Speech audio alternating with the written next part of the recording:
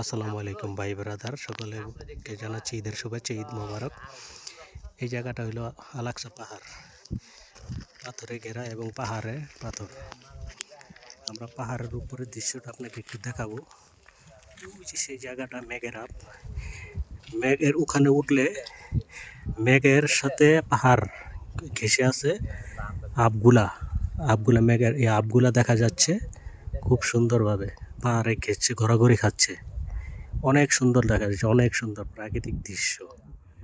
না দেখলে, সামনাসামনি না দেখলে বুঝবেন না এত সুন্দর একটা জায়গা।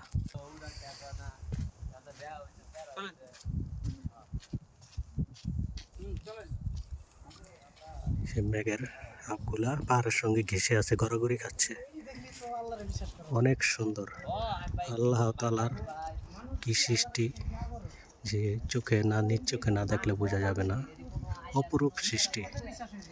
আল্লাহ চাইলে এই পাহাড়গুলো নিমেষেই ধ্বংস করে দিতে পারে, আবার চাইলে এই বড় উঁচু পাহাড় বানিয়ে দিতে পারে।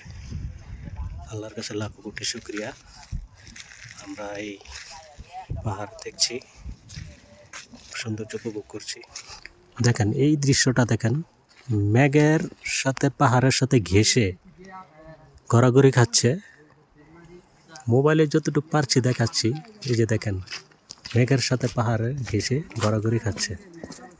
একদম মেঘ এবং এই পাহাড় ঘেঁষে আছে।